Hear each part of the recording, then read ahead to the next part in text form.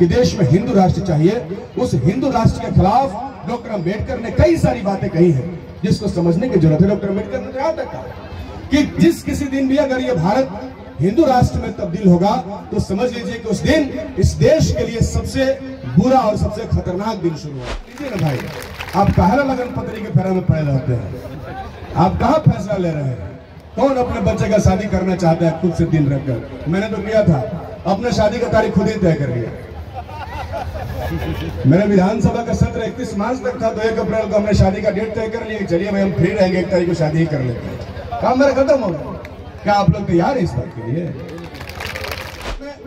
आज बहुत सारी बातें चल रही हैं, आप देख रहे हैं कि किस तरीके से संविधान को खत्म करके मनोविधान लागू करने का कोशिश हो रहा है। और अब तो हद ही हो गई। बीजेपी की सरकार चल रही है, उनके मुख्य आर्थिक सलाहकार कह रहे हैं कि अब संविधान की जरूरत नहीं है। और जो नया संसद भवन बना उसमें तो सेंगोल को स्थापित कर दिया गया। ज्ञान पर जमींदोज करने वाले कौन से लोग थे? वो कौन से लोग होंगे? ऐसा माना जाता है कि नालंदा यूनिवर्सिटी बौद्धिक साहित्य के ज्ञान का एक बहुत ही प्रमुख केंद्र था, जिसे आग में जला दिया गया। कोई विदेशी आक्रांता आया और उसने आग लगा दिया। हमने तो कभी नहीं सुना, इतिहास की किताबों में कभी नहीं पढ़ा कि कोई आक्रांता किसी पुस्तकालय में आग लगा रहा हो या किसी विश्वविद्यालय में आग लगा, कि बुद्ध के पूरे ज्ञान को इस देश से मटियामेट कर दिया गया। एक समय के बाद लोगों को तो ये मालूम ही नहीं था कि बुद्ध जो है बोध गया में पैदा हुए। उन्होंने कहाँ ज्ञान दिया, उनका कहाँ परिनिर्वाण हुआ, सारी चीजों को, बुद्ध से संबंधित जितनी चीजें थी उसको खत्म कर दिया गया।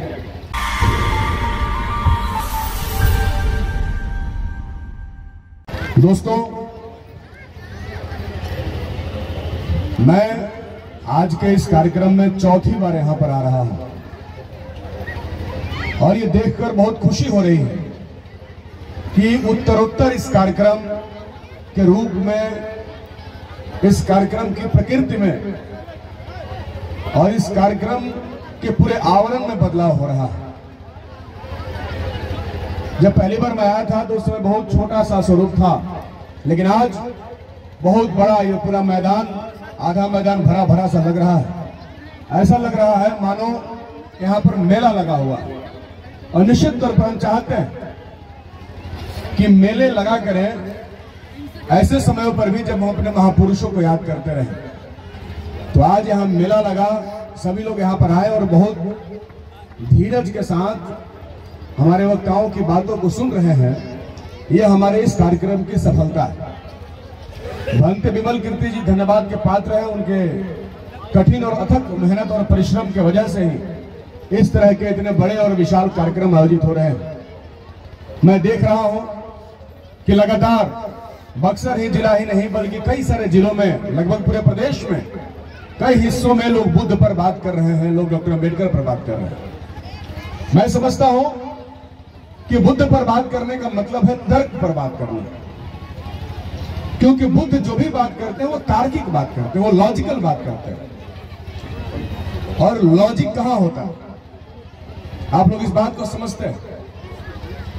हम लोगों ने समझा कि हम लोग जो सोचते हैं, हम लोग जो समझते हैं, जो मानते हैं, और हम लोग समाज को जिस रूप में देखते हैं उसमें हम बुद्ध के विचारों को खुद के बहुत करीब मानते हैं। और हम मानते हैं कि व्यक्ति को बुद्ध के बारे में जानना चाहिए, समझना चाहिए और पढ़ना चाहिए। बुद्ध के ज्ञान पर आधारित जितनी पुस्तकें और जितने रिसर्च इस देश के अंदर हुए उसको जानने और समझने का प्रयास करना चाहिए। और एक विद्यार्थी के लिए, एक छात्र के लिए बहुत ही जरूरी है। आज देश में कई प्रकार की लड़ाइयां चल रही हैं। हमारी लड़ाई जब तक सांस्कृतिक स्तर पर नहीं लड़ी जाएगी तब तक शायद हम अपने दुश्मनों को हरा पाने में सफल नहीं होंगे, क्योंकि सत्ता पर काबिज करने के लिए सिर्फ किसी ऑब्जेक्टिव का इस्तेमाल या बस अपनी बातों को कह देने से हम सत्ता पर काबिज हो जाएंगे, मैं ऐसा नहीं मानता। मुझे लगता है कि सांस्कृतिक तौर पर जिस तरीके से हमारे ऊपर हमले बढ़े हैं, जिस तरीके से हमारी संस्कृति को खत्म करके नई संस्कृति थोपने की कोशिश की गई है, जब तक हम अपनी संस्कृति को याद नहीं करेंगे, उसको स्थापित नहीं करेंगे, तब तक हम आने वाले समय में अपने समाज का विकास शायद नहीं कर पाएंगे। और इसलिए भारत की जो संस्कृति है वही हमारी संस्कृति है, ऐसा हम लोग समझते हैं। आप समझिए कि बुद्ध के पूरे ज्ञान को इस देश से मटियामेट कर दिया गया। एक समय के बाद लोगों को तो ये मालूम ही नहीं था कि बुद्ध जो है बोध गया में पैदा हुए। उन्होंने कहाँ ज्ञान दिया, उनका कहाँ परिनिर्वाण हुआ, सारी चीजों को, बुद्ध से संबंधित जितनी चीजें थी उसको खत्म कर दिया गया। वो तो शुक्र मनाइए कुछ चीनी यात्रियों का जो भारत में आए और उन्होंने बुद्ध के जगह जगह पड़े हुए बौद्ध धर्म से जुड़े हुए ग्रंथों का अध्ययन किया और तब बुद्ध का प्रचार नए सिरे से शुरू हुआ। अशोक ने जो शिलालेख लिखवाए थे, कई जगहों पर उन शिलालेखों को मटियामेट कर दिया गया, खत्म कर दिया गया। आखिर वो शिलालेख पर जो कुछ भी लिखा हुआ है जिसे आज पढ़ा जा सकता है, और कई सारी जगहों पर उसको पढ़ करके उसका अनुवाद किया गया और आज लोग उसको पढ़ करके अपना ज्ञान का बढ़ोतरी कर रहे हैं, उसको समझने का कोशिश कर रहे हैं। आप ये समझिए कि वो कौन लोग होंगे जिन्होंने उन तमाम जो उनके स्तंभ थे जिस पर उन्होंने लिखवाया था, उस समय जो सम्राट अशोक का काल था, जिस समय पूरा देश को चलाना था, उसकी जो नीतियां लिखी गई थी और समाज को कैसे एक समरस समाज के में विकसित करना है, समरस समाज का निर्माण करना है, उसके बारे में जो उन्होंने लिखवाया था। आखिर समाज की समरसता से समाज में उच्च नीच का भाव नहीं हो, एकता हो, बंधुता हो, इस बात से किसे खतरा हो सकता है। बुद्ध ने तो अछूत के खिलाफ, जो उस समय प्रथा थी छुआछूत के खिलाफ उन्होंने ज्ञान दिया। तो बुद्ध के ज्ञान पर जमींदोज करने वाले कौन से लोग थे, वो कौन से लोग होंगे? ऐसा माना जाता है कि नालंदा यूनिवर्सिटी बौद्धिक साहित्य के ज्ञान का एक बहुत ही प्रमुख केंद्र था, जिसे आग में जला दिया गया। कोई विदेशी आक्रांता आया और उसने आग लगा दिया। हमने तो कभी नहीं सुना, इतिहास की किताबों में कभी नहीं पढ़ा कि कोई आक्रांता किसी पुस्तकालय में आग लगा रहा हो या किसी विश्वविद्यालय में आग लगा रहा हो।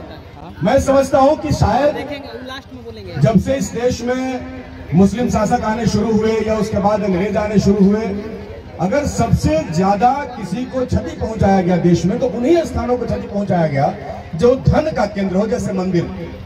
मंदिरों को खूब लूटा गया, बेतहाशा लूटा गया, इसलिए कि मंदिर में अकूत संपत्ति और धन हुआ करते थे, धन का उसको जरूरत था। लेकिन पुस्तकालय में वो क्या था, पुस्तकालय को क्यों लूटा गया, विश्वविद्यालय को क्यों जलाया गया, ये बहुत बड़ा सवाल है, जिसके बारे में इतिहास में कई सारी भ्रामक जानकारियां आपको मिलेंगी। मैं समझता हूं कि इसको समझने की जरूरत है। आक्रांता जो भी आता था, जो भी लोग आते थे, वो दरअसल खुद से नहीं आते थे। आज भी एक सामान्य उदाहरण समझिए, अगर कोई चोर या कोई डाकू आपके गांव में चोरी करने आएगा किसी के घर में, तो कोई ना कोई ऐसा व्यक्ति होगा जो आपके घर का बगल का रहने वाला होगा, जो उस चोर को आपके घर के दिशाओं के बारे में बताएगा और कहेगा कि इनके घर में बहुत ज्यादा धन है, इसलिए इनके घर को तुम लूट लो, क्योंकि बाहर के आदमी को क्या पता कि किस घर में कितना धन है।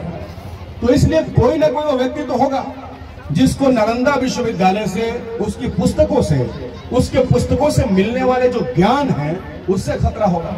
आखिर वो कौन है जिसको उस ज्ञान से खतरा है? मैं समझता हूं कि आपको इस बात को समझने की जरूरत है, आपको इस बात को जानने की जरूरत है कि वो लोग कौन हैं जिन्होंने इस देश के डेवलपमेंट, इस देश के विकास के लिए जो ज्ञान की बात की है, उस ज्ञान को खत्म कर दिया। इस बात को जाने बगैर हम ना सम्राट अशोक को समझ सकते हैं, ना हम डॉक्टर अम्बेडकर को समझ सकते हैं, ना ही गौतम बुद्ध को समझ सकते हैं। इस देश में आज बहुत सारी बातें चल रही हैं। आप देख रहे हैं कि किस तरीके से संविधान को खत्म करके मनोविधान लागू करने का कोशिश हो रहा है, और अब तो हद ही हो गई। बीजेपी की सरकार चल रही है, उनके मुख्य आर्थिक सलाहकार कह रहे हैं कि अब संविधान की जरूरत नहीं है, और जो नया संसद भवन बना उसमें तो सेंगोल को स्थापित कर दिया गया, जो सेंगोल हिंदू राष्ट्र का प्रतीक है। और हिंदू राष्ट्र के बारे में आप सब लोग जानते हैं कि हिंदू राष्ट्र का आधार क्या है, हिंदू राष्ट्र का मतलब क्या है, जिसके लिए बीजेपी बहुत जोर जोर से चिल्ला रही है कि देश में हिंदू राष्ट्र चाहिए। उस हिंदू राष्ट्र के खिलाफ डॉक्टर अम्बेडकर ने कई सारी बातें कही हैं, जिसको समझने की जरूरत है। डॉक्टर अम्बेडकर ने यहाँ तक कहा कि जिस किसी दिन भी अगर ये भारत हिंदू राष्ट्र में तब्दील होगा, तो समझ लीजिए कि उस दिन इस देश के लिए सबसे बुरा और सबसे खतरनाक दिन शुरू होने वाला है। तो इसलिए हम लोगों को इस बात को समझने की जरूरत है। आज भाजपा जोर शोर से नारे लगा रही है, आज भाजपा मजबूती के साथ इस बात को कह रही है, और हम आज देश भर में उसी भाजपा और आरएसएस के खिलाफ मजबूती के साथ हमने इंडिया अलायंस बनाया है। मजबूती के साथ इंडिया अलायंस के साथ हम खड़े हैं। हमारी लड़ाई क्या है इंडिया अलायंस की? वो लड़ाई है कि जो फिरका परस्ती ताकतें हैं, जो सांप्रदायिक उन्मादी ताकतें हैं, जो इस देश के अंदर एक बार फिर वर्ण व्यवस्था को स्थापित करना चाहती है, जो एक बार फिर समाज में जाति के आधार पर और धर्म के आधार पर किसी को छोटा और किसी को बड़ा बनाने का कोशिश कर रही है, ऐसी ताकतों को नेस्तनाबूद करने के लिए देश के अंदर हमने इंडिया अलायंस नामक संगठन का हमने गठन किया। और हम उम्मीद करेंगे कि राजनीतिक लड़ाई बहुत जरूरी लड़ाई है। राजनीतिक परिवर्तन बहुत मजबूत परिवर्तन है और इसको आगे बढ़ाने की जरूरत है। इसको आगे बढ़ाते हुए ही हम समाज के अंदर और विकास की जो गति है हमारी, उसको आगे बढ़ा सकते हैं।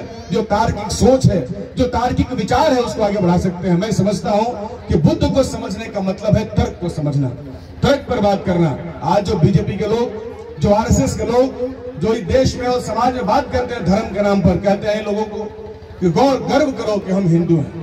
हिंदू के नाम पर देश भर के लोगों को एकजुट करना चाहते हैं। कोई सवाल नहीं, कोई मुद्दा नहीं, कोई विषय नहीं, कोई बातचीत नहीं। क्यों देखो भाई, क्या इशू है, क्या मुद्दा है? शिक्षा का मुद्दा है, स्वास्थ्य का मुद्दा है, खेती किसानी का मुद्दा है, क्या मुद्दा है? किस सवाल पर एकजुट हो जाए? कोई सवाल नहीं है, मुद्दा विहीन। मतलब दिमाग का ढक्कन बंद कर लीजिए, दिमाग का फाटक बंद कर लीजिए और जो है उनकी बात मान लीजिए। बुद्ध को मानने का मतलब है कि दिमाग का ढक्कन खोल लीजिए। अगर बुद्ध को मानना है तो दिमाग का ढक्कन खोलना होगा, आपको आत्मनिर्भर बनना होगा। बुद्ध ने कहा अपा दीपो भवा, अपना दीपक स्वयं बनिए। तो स्वयं बनिए भाई, आप लोगों को स्वयं बनने की जरूरत है। अभी हमारी बहन राखी जी कह रही थी, सभी महिलाओं को संकल्प दिला रही थी। सिर्फ महिलाओं को संकल्प दिलाने की जरूरत नहीं है, पुरुषों को ज्यादा जरूरत है संकल्प दिलाने की। पुरुषों को ज्यादा जरूरी है। अभी भी महिलाएं तो बहुत बड़ी संख्या में गुलामी की जिंदगी जी रही हैं। कहाँ उनको फैसले लेने का अधिकार है अपने घरों में? आज भी तो घर में सारे फैसले पुरुष ही लेते हैं। इसलिए जिस दिन पुरुष फैसले ले लेंगे उसी दिन समाज में विकास होगा और बदलाव होगा। आप फैसला लीजिए ना भाई, आप कहाँ लगन पत्री के फेरा में पड़े रहते हैं?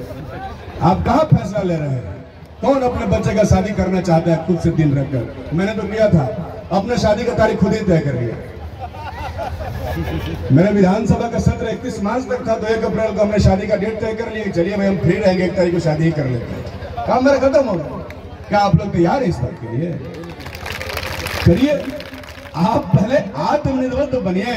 हमसे एक व्यक्ति ने कहा सर कि भाई अब आप लोग जो है नहीं पूछते हैं हम लोगों को। हमने बोला कि देखिए, हम लोगों को जब करीबाक्षर से भेंट नहीं था तो आपसे पूछते थे, अब तो हम लोग खुदे PhD हैं, तो भाई अब क्यों पूछे? मैंने बुरा नहीं लगना चाहिए। बुरा क्यों लगेगा? हमारे पास जब तक ज्ञान नहीं है, हमको जब तक पढ़ने नहीं आता है, तभी ना दूसरे से पूछेंगे। पहले हमारी माताएं बहनें चिट्ठी पढ़वाने ले जाती थी दूसरे के घर, अब कोई ले जाता है जी? कोई ले जाता है? तो ये परंपरा बंद हुआ कि नहीं हुआ? कैसे बंद हुआ? जब आपके अंदर ज्ञान का विकास हुआ। तो आप लोग विकास शुरू तो कीजिए। आत्मनिर्भर बुद्ध ने कहा कि अपना स्वयं प्रकाश बनिए। आप बनने के लिए तैयार है तो निश्चित तौर पर आप बुद्ध को मानते हैं। हम लोग तो भाई तार्किक आदमी है, हम लोग को जानते हैं। हम लोग जो भी इस तरीके की विचारधारा है हम सबको मानते हैं। बुद्ध को मानते हैं, डॉक्टर अम्बेडकर को मानते हैं, पेरियार को मानते हैं, ज्योतिबा फुले, सावित्रीबाई फुले को मानते हैं। महिलाएं हैं, मैंने तो सभी भाषणों में जहां भी मीटिंग हुआ, चाहे किसी भी जाति की महिला हो, हमसे उनसे कहा कि आप दुनिया के सारे धर्मों को मानती हैं, आपके जीवन का रास्ता किसी धर्म ने नहीं खोला। किसी धर्म ने, मैं दावे के साथ कह रहा हूं, किसी भी धर्म के ग्रंथ में नहीं लिखा गया कि महिलाओं को स्कूल भेजा जाना चाहिए। क्या लिखा गया? क्या? और बिना स्कूल गए हुए किसी का जिंदगी बेहतर हो सकता है क्या? क्या संभव है? पहली बार ज्योतिबा फुले ने अपनी पत्नी सावित्रीबाई फुले को पढ़ाया और सावित्रीबाई फुले फातिमा शेख के साथ मिलकर भारत की पहली महिला स्कूल खोला, जिसको चलाने में उनको इतनी बेइज्जती झेलनी पड़ी, इतना फजियत झेलना पड़ा, जिसकी कई सारी कहानियां समाज में प्रचलित है, आप सब जानते हैं। तो महिलाओं के लिए तो अगर सबसे बड़ी कोई देवी है इस देश में तो सावित्रीबाई फुले हैं, लेकिन बहुत सारी महिलाएं उनको जानते ही नहीं। तो इस बात को जानना और समझने की जरूरत है। जिसने हमें दिया, आप ईश्वर जिसे मानते हैं, आपको जो देता है, आपको किसने क्या दिया? अम्बेडकर ने आपको ज्ञान दिया। मैं नहीं कहता हूं उनको ईश्वर मानना है, ईश्वर से हमारा अलग का अपना विचार है, लेकिन उनको मानना है। वो एक महापुरुष थे, वो एक व्यक्ति थे जिन्होंने आपके लिए ज्ञान के दरवाजे खोले, आपके ज्ञान चक्षु जिन्होंने खोला, जिन्होंने आपके आगे चलने का रास्ता दिया, जिन्होंने आपके जीवन में प्रकाश दिया। अगर हमें ज्ञान नहीं मिलता, हमें शिक्षा नहीं मिलती, तो हमारे ज्ञान जिंदगी में किसी प्रकार का कोई प्रकाश नहीं होता। आज उसी तरीके से जो ज्ञानी लोग हैं जिनके जीवन में आज भी प्रकाश नहीं है और उन्हें नहीं मालूम है अपने अधिकारों के बारे में, तो सबसे जरूरी है ज्ञान को हासिल करना, खुद पर निर्भर होना और खुद से अपने जिंदगी का फैसला लेना।